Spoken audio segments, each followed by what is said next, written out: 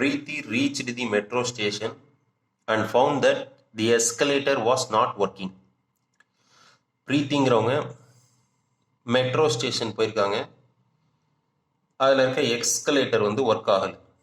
எஸ்கலேட்டர்னால் ஒரு ஒரு படிக்கட்டு மாதிரி இருக்கும். படிக்கட்டு அப்படியே மேலே அப்படியே ஏறிக்கிட்டே இருக்கும்ல, அதுதான் escalator. She walked up the stationary escalator in time t1. அந்த எஸ்கலேட்டர் ஒர்க் ஆகலை. அப்போ நின்றுட்டு இருக்க எஸ்கலேட்டர் மேலே இவங்களே நடந்து போகிறாங்க. நார்மல் படிக்கட்டு மாதிரி யூஸ் பண்ணி நடந்து போகிறாங்க. அப்படி நடந்து போகல அவங்க மேலே போய் சேர்றதுக்கு எடுத்துக்கிட்ட டைம் t1. எஸ்கலேட்டர் ஒர்க் ஆகாதப்ப இவங்களே நடந்து மேலே போகல எடுத்துக்கிற time t1. On other days, if she remains stationary on the moving escalator, then the escalator takes her up in time t2. மற்ற நாளெல்லாம் எஸ்கலேட்டர் ஒர்க் ஆகுது.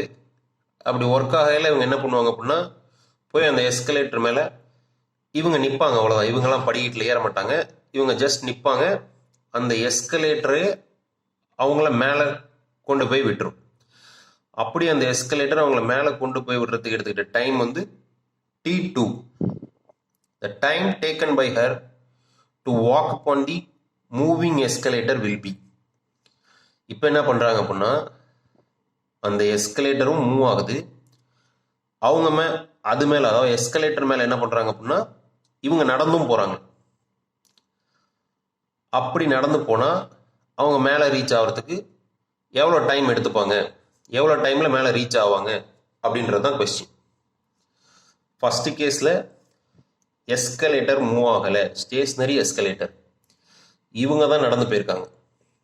அப்படி எடுத்துக்கிற டைம் t1. செகண்ட் கேஸில் இவங்க ஸ்டேஷ்னரியாக தான் இருக்காங்க. She remains stationery. எஸ்கலேட்டர் தான் மூவ் ஆகுது. அது மேலே ரீச் ஆகிற டைம் எவ்வளோ அப்படின்னா t2. தேர்டு கேஸில் எஸ்கலேட்டரும் மூவ் ஆகுது. அதுக்கு மேலே இவங்க நடக்கவும் செய்கிறாங்க. இந்த கேஸில் அவங்க எவ்வளோ டைம் எடுத்துப்பாங்க அப்படின்றது தான் கொஸ்டின். தேர்டு கேஸில் எவ்வளோ டைம் எடுத்துக்கிறாங்க அப்படின்னா டீன்ற டைம் எடுத்துக்கிறாங்க. இதுதான் கண்டுபிடிக்கணும். தேர்டு கேஸில் இருக்கிற டைம் எவ்வளோ அப்படின்னா t. என்ன அப்படின்னா when she walks over running escalator, ஓடிட்டு இருக்க எஸ்கலேட்டரில் இவங்க நடக்கவும் செய்யும்போது எவ்வளோ டைமில் இவங்க மேலே போய் ரீச் ஆவாங்களோ அந்த டைம் தான் t.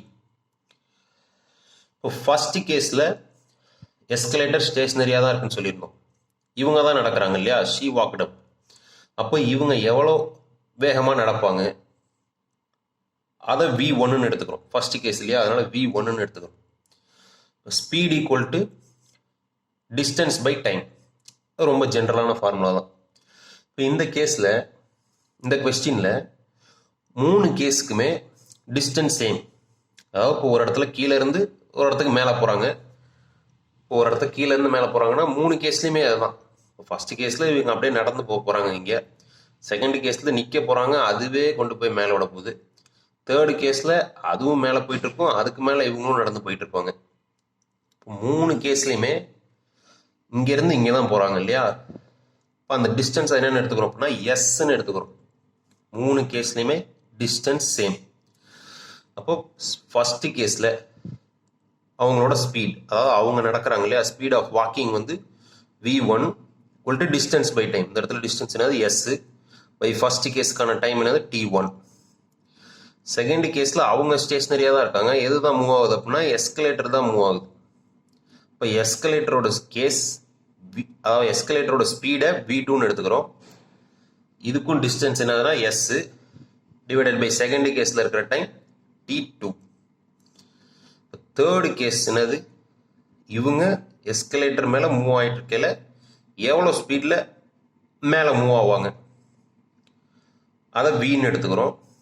இதுலேயும் சேம் டிஸ்டன்ஸ் தான் எஸ் டிவைடட் பை தேர்டு கேஸில் இருக்கிற டைம் tன்னு எடுத்துக்கிட்டோம். அப்போ எஸ் பை டி.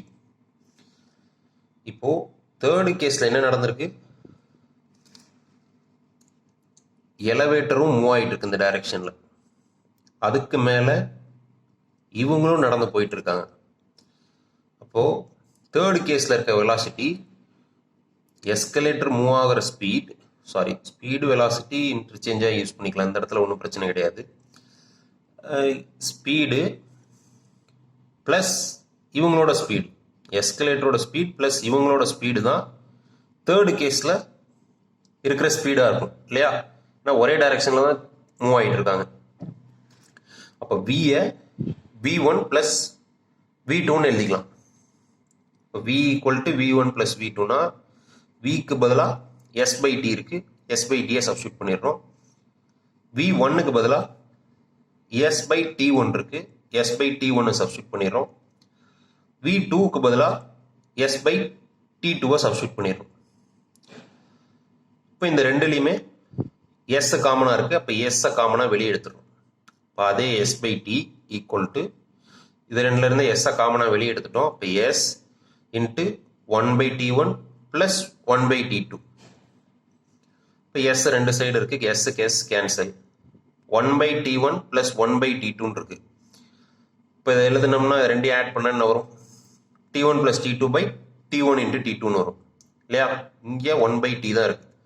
இப்போ 1/T equal to T1 plus T2 divided by T1 into T2 அப்படின்னு எழுதிக்கலாம். நமக்கு என்ன தான் தேவை அப்படின்னா டைம் தான் தேவை இல்லையா? T தான் வேணும்.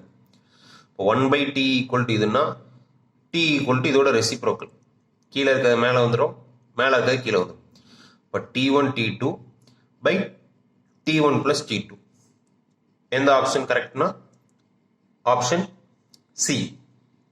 இப்போ இந்த கொஸ்டினை இது மாதிரியும் சால்வ் பண்ணலாம், இல்லை பேசிக்கான ஒரு ஐடியா வச்சே சால்வ் பண்ணலாம். என்ன பேசிக்கான ஐடியா அப்படின்னா, ஃபர்ஸ்ட் கேஸில் அவங்க நடந்து போகிறாங்க, செகண்ட் கேஸில் எஸ்கலேட்டர் மூவ் ஆகுது, தேர்டு கேஸில் ரெண்டுமே நடக்குது. அப்போ ஃபர்ஸ்ட் கேஸை விடவும் செகண்ட் கேஸை விடவும் இவங்க வேகமாக மூவ் ஆகுறாங்கன்னு அர்த்தம் இல்லையா? தேர்டு கேஸில் வேகமாக மூவ் ஆகுறாங்கன்னா என்ன மீனிங்? சீக்கிரமாக போயிடுவாங்க இல்லையா? டீன்றது T1 விடவும் T2 விடவும் கம்மியாக இருக்கும், ஏன்னா அவங்க சீக்கிரமாக போயிடுறாங்க இல்லையா? அப்போ T வந்து கட்டாயமாக T1 விடையும் கம்மியாக இருக்கணும், T2 விடையும் கம்மியாக இருக்கும். T less than T1 and T less than T2. இது வந்து கொஸ்டினை படித்த உடனே தெரிஞ்சிடும். இப்போ ஆப்ஷன் ஏ பார்க்குறோம், T1 ப்ளஸ் T2/2. இது என்னது? ரெண்டு டைமோட ஆவரேஜ். இப்போ ரெண்டு டைமோட ஆவரேஜ் கண்டிப்பாக இது ரெண்டுக்கும் நடுவில் தான் இருக்கும். இப்போ ஒரு எக்ஸாம்பிளுக்கு இப்போ ஃபர்ஸ்ட் இருக்கிற டைம் வந்து 6ன்னு எடுத்துப்போம், செகண்ட் இருக்கிற டைமை 4ன்னு எடுத்துப்போம் ஓகேவா? இப்போ 6/4/2ன்னு போட்டோம்னா 10/2 ஈக்குவல் டு 5ன்னு வரும் இல்லையா? 5ன்றது 6க்கும் 4க்கும் இன்பிட்வீனில் எங்கேயோ தான் வரும் இல்லையா? இப்போ ஃபர்ஸ்ட் கேஸு தப்பு. ஏன் அப்படின்னா எனக்கு வந்து ரெண்டு இதை விட கம்மியாக இருக்கும். இந்த 5ன்றது 6ஐயும் 4ஐ விட ரெண்டு இதை விட கம்மி கிடையாது, 4ஐ விட அது அதிகமாக இருக்கிறதுனால ஃபர்ஸ்ட் கேஸ் தப்பு, அதாவது ஆப்ஷன் ஏ தப்பு. செகண்ட் கேஸுக்கு அதே மாதிரி எக்ஸாம்பிள் எடுத்தோம்னு வச்சுக்கோங்க, T1 இன்ட்டு T2னா 6 × 4 24 divided by T2 minus T1. இப்போ 6 மைனஸ் 4ன்னு எடுத்துக்கிட்டோம்னா 2 ஈக்குவல் டு 12. இது ரெண்டை விடையுமே அதிகமாக வருது இல்லையா? T1ஐயும் T2ஐயும் விட பீன்ற ஆப்ஷன் வந்து அதிகமாக வருது, எனக்கு வந்து ரெண்டை விடமே கம்மியாக இருக்கும்.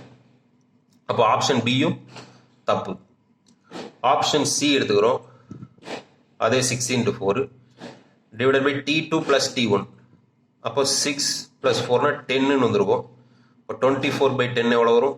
2.4ன்னு வந்திருக்கும். இந்த 2.4ன்றது 6க்கும் 4க்கும் இந்த ரெண்டு நம்பரை விடையுமே கம்மி தான். இப்போ ஆப்ஷன் சி இந்த கண்டிஷனை சாட்டிஸ்ஃபை பண்ணுது. Last option T1 minus T2 இருக்கு. 6 மைனஸ் 4ன்னு எடுத்துக்கிறோம், 2 வருது. 2 வந்து 6ஐ விடையும் கம்மி, 4ஐ விடையும் கம்மி. இந்த எக்ஸாம்பிள் கரெக்டாக வருது. பட் இப்போ 6 மைனஸ் 3ன்னு எடுத்துங்க, ஈக்குவல் டு 3ன்னு வருது. 3 வந்து 6ஐ விட கம்மி தான், பட் வந்து 3 வந்து இந்த 3க்கு ஈக்குவலாக இருக்கு இல்லையா? லாஸ்ட் கேஸில் வந்து கம்மியாகவும் வரலாம், இல்லை T1 இல்லை T2க்கு ஈக்குவலாகவும் வந்துடலாம். இப்போ லாஸ்ட் கேஸும் கம்ப்ளீட்டாக எனக்கு கண்டிஷனை சாட்டிஸ்ஃபை பண்ணல, ஒரே ஒரு ஆப்ஷன் மட்டும்தான் கண்டிஷனை சாட்டிஸ்ஃபை பண்ணுது. அது என்ன அப்படின்னா தேர்ட் ஆப்ஷன், அதாவது T1 T2 divided by T2 plus T1ன்றது. தேர்ட் ஆப்ஷன் மட்டும்தான் கண்டிஷனை சாட்டிஸ்ஃபை பண்ணுது. வெறுமன ஆப்ஷனை மட்டும் வச்சு சொல்லிடலாம். என்ன தெரிஞ்சிருந்தா போதும் அப்படின்னா, ஃபர்ஸ்ட் கேஸில் அவங்க நடந்து மட்டும் போகிறாங்க, செகண்ட் கேஸில் எஸ்கலேட்டர் மட்டும் போகுது, தேர்ட் கேஸில் ரெண்டுமே நடக்குது. அப்போ ஃபர்ஸ்ட் கேஸை விடவும் செகண்ட் கேஸை விடவும் இப்போ சீக்கிரமாக போயிடுவாங்க. அப்போது இதில் இருக்கிற டைம் வந்து T1 விடையும் T2 விடையும் கம்மியாக தான் இருக்கணும். இது தப்புன்னு தெரிஞ்சிடும். இதுவும் நம்ம ஏதாவது ஒரு எக்ஸாம்பிள் வச்சு போட்டால் தப்புன்னு தெரிஞ்சிடும்.